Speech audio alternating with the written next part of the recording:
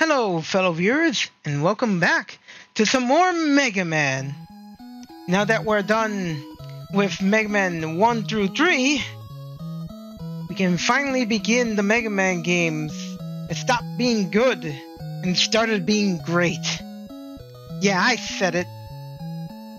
Mega Man 4 is when the series started getting great.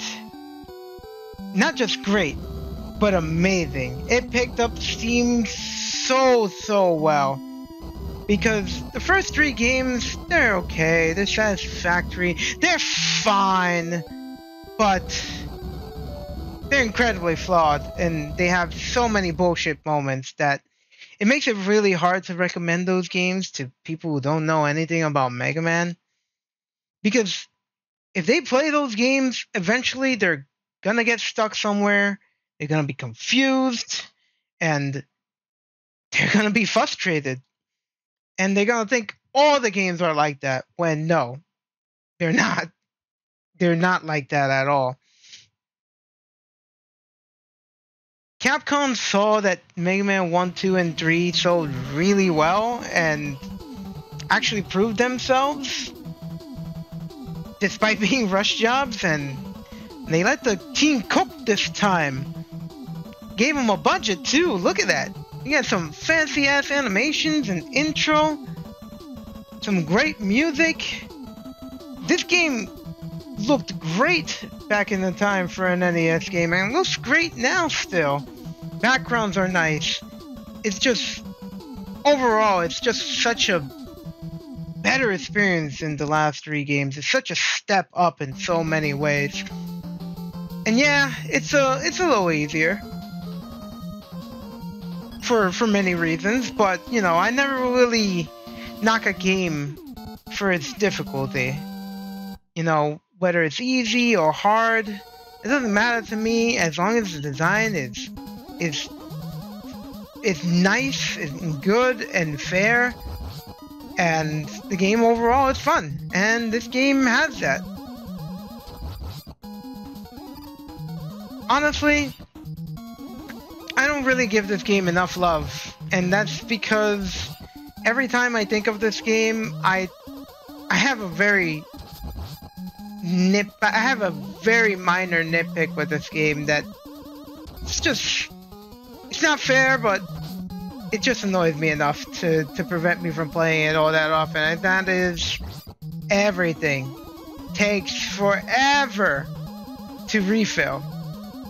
Your weapon energy, your life energy, the boss's energy as they enter the boss room, it takes forever, and it's so grating too. The sound it makes when you're charging, it's grating. Also, this game introduces the Charge Buster, which is a Mega Man staple, really. I started with Mega Man 7, so when I first played the classic titles, and I started with Mega Man 1, and I didn't see the Charge Buster, thinking that Charge Buster was with the Mega Man series since the beginning, I felt some feelings, man.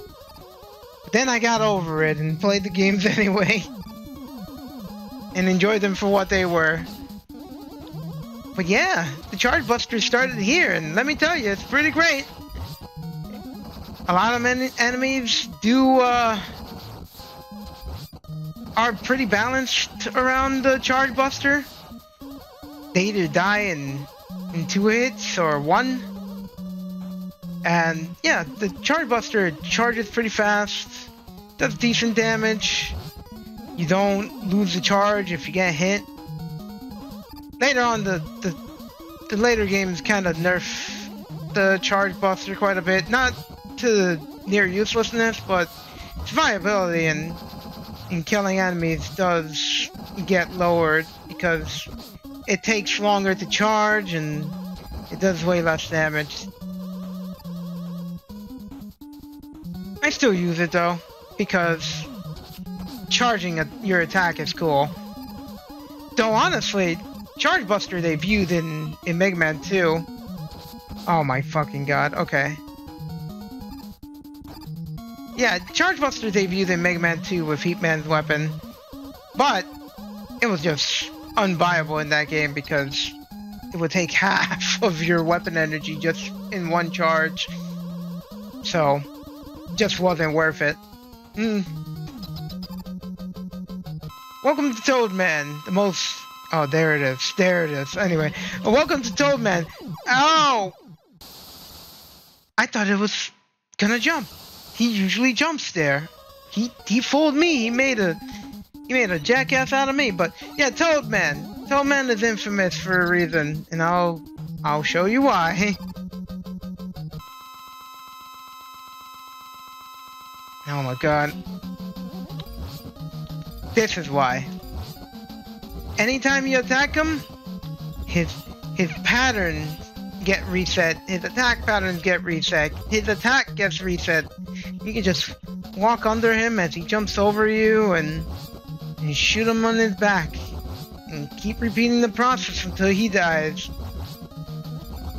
This was not common back in the classic era, the NES classic era with bosses.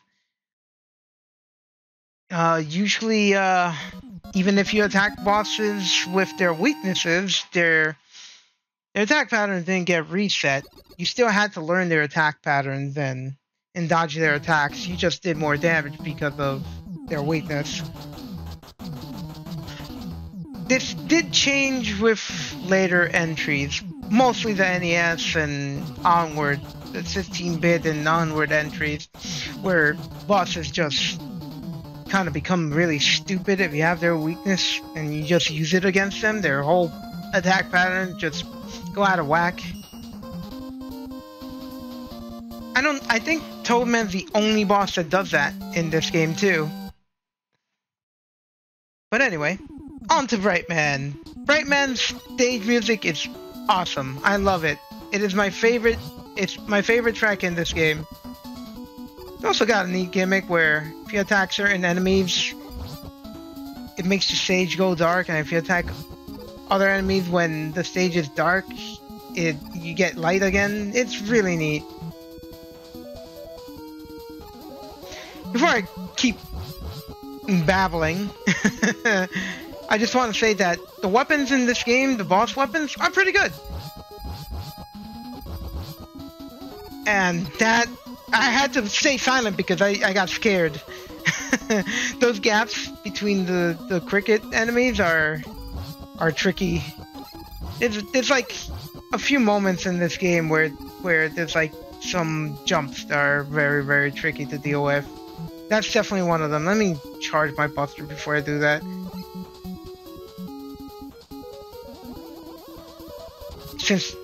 And I missed.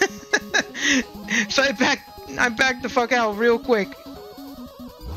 Yeah, with the charge buster they die in one hit, but if you attack them with lemons they die in like maybe 3 hits, I believe. Let's see. 2 hits. Okay, yeah. I just charge buster them. Yeah, the weapons are seriously really good. They all have utility. Toadman's weapon is great because it's a nuke. It's a screen clear, and it actually goes through defenses too. Like, enemies with defenses, they actually do die from it. Oh my god, these cricket enemies, these cricket things that you have to stand on, I tell you. I fear what they can do.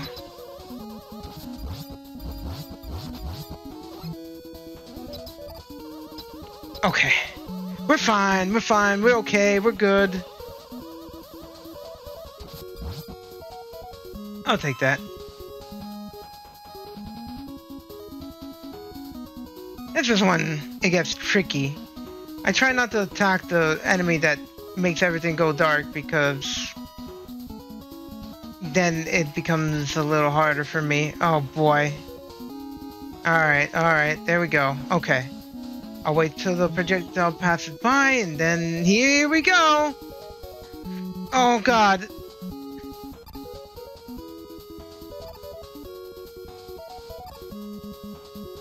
Ah!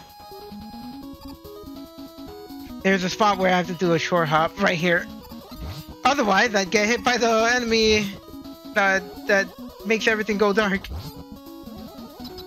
We made it! Woo! It's a scary part. I sometimes die in that small area.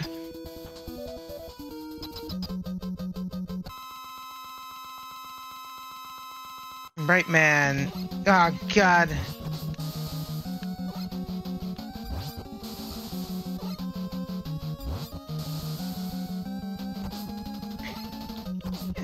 Luckily, Toadman's weapon does pretty good damage on it. Doesn't really make the boss, like, brain dead. Oh no. I didn't get to kill him. This is a disaster. Oh boy. No lives, one Toadman weapon. I can do it. They do so much contact damage compared to the projectiles, man.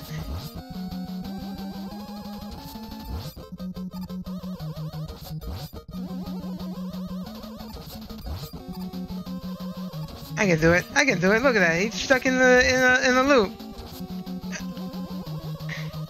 Heck, I don't even need the Toadman weapon. Look at that. I'm a pro. There we go.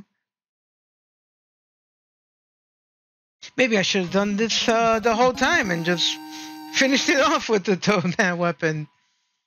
It is what it is.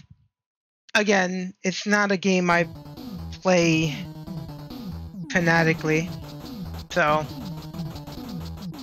mistakes will happen.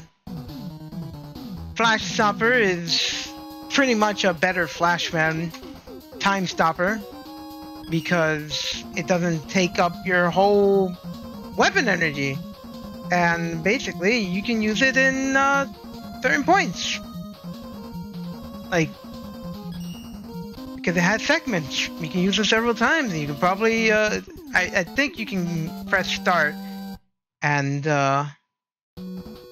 head to another weapon. Oh yeah, this stage. Whew. Yeah, Pharaohman's stage music is the bomb. So good. The quicksand gimmick is really interesting to me. I just like quicksand in games in general. Just kind of makes you have to be aware of how far. Oh man, I could have used that. How far you go into the stage.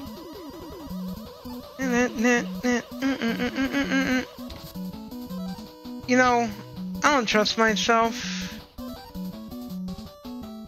I'm just gonna use the rush coil because over here there is a secret item that you can obtain. That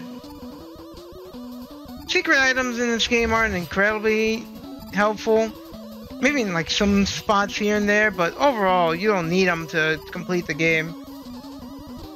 Ah, I think this is the balloon one. Yeah, the balloon one is helpful. The balloon one acts a lot like one of the items from Megaman 2. Kind of creates a platform that you can use. But yeah, you only get it if you jump that gap. That's why I use Rush Coil, just to be sure. And these platforms remind me a lot of Mega Man 1's fucking platforms that shoot at you, except they're not random. And oh god, ooh, I almost died there. I'm glad I didn't, but I did almost die there. Give me a life, please.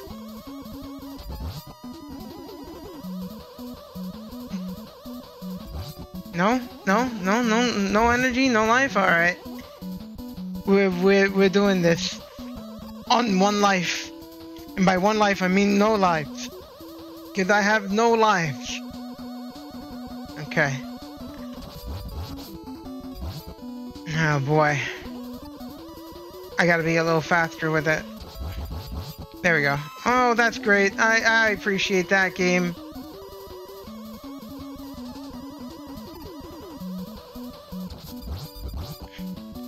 Oh, thank you, game. I see you heard me complain and gave me something for once. I appreciate that. Anyway, Pharaoh Man is weak to Bright Man's weapon, so you just kind of freeze him in place and shoot him in the dick.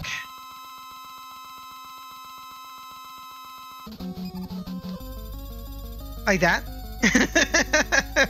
He can't do shit. Look at that. Oh. I just want him to be in a better spot. There we go.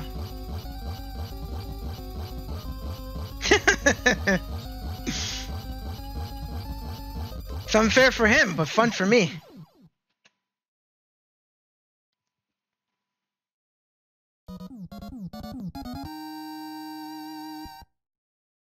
That was Pharaoh Man. Didn't even get the chance to do anything. I guess that's why they gave him the cheap shot in that one Megaman cartoon, that one American Megaman cartoon that sucks ass, but it's funny for the memes. Anyway, it's up with Ringman. Pharaoh Man's weapon is pretty neat. It's got it's one of those weapons that you can shoot in just about any direction. Oh, I forgot that you start off like that. Alright, there we go. Oh, just wanted to slide there. I use Toadman weapon a lot here, just to nuke a lot of the trouble on the screen.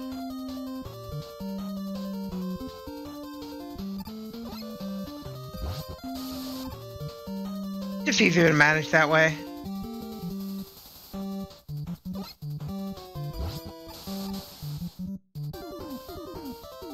Oh, I slid under. That's my fault.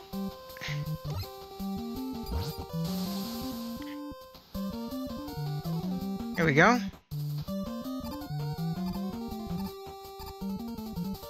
Alright. I can save some weapon energy now. It's just easier to deal with enemies like along the walls and stuff with Bright Man's weapon. Oh, right. It's this boss. This is where I use Pharaoh Man's weapon. No, not Pharaoh Man. I use Bright Man's weapon here.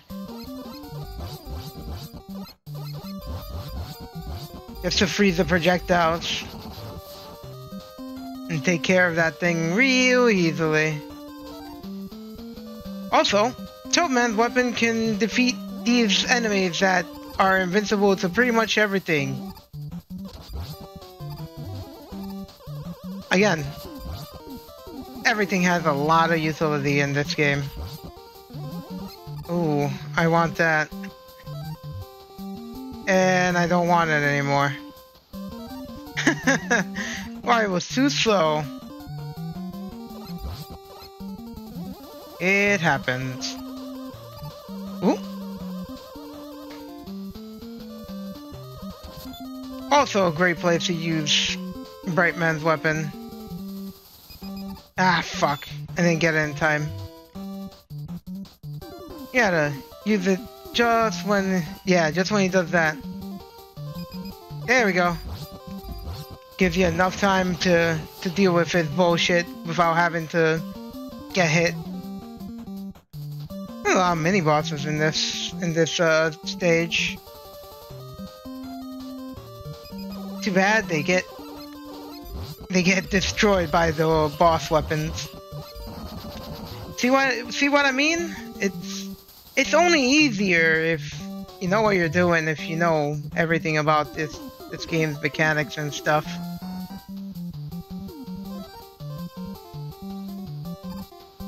But it makes it more fun, and it makes it more balanced too. It rewards the player that knows what they're doing quite a bit. Toadman or Bright Man? Take Toadman. Eddie's also a new addition to the Mega Man series in this, though, you know, Eddie won't show up for a lot in later entries. Sometimes he's something you can use to get some HP here and there, but very unreliable stuff, so not something you want to rely on. Oh, I meant to jump there. That's okay. Again, we make mistakes. We ain't perfect. We're not a perfect being. Despite what a particular friend of mine's like to say, oh god, okay, alright, alright. Okay. It's... okay. There we go.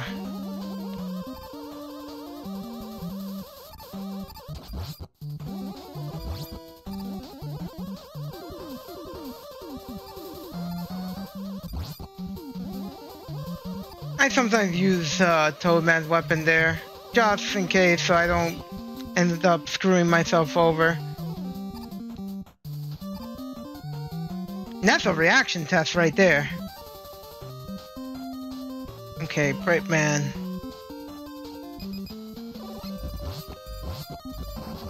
There we go. Mini boss dead. Oh, Ring Man. You know, I wish I had an energy tank, because Ring Man always kicks my ass. I'm gonna make a save state, if I'm being honest. Because Ring Man gives me a lot of trouble, and he's pretty fast. He's one of those bosses that, honestly, I think he's just not too fun to fight. So, let's get to it.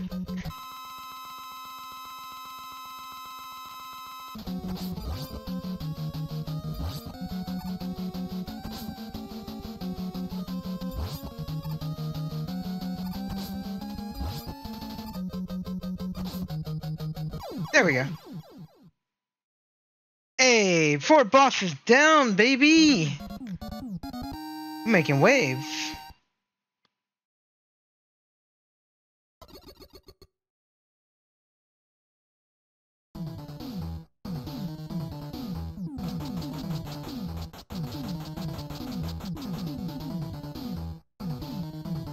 Anyway, I'm just gonna leave this playthrough here. Tune in next time.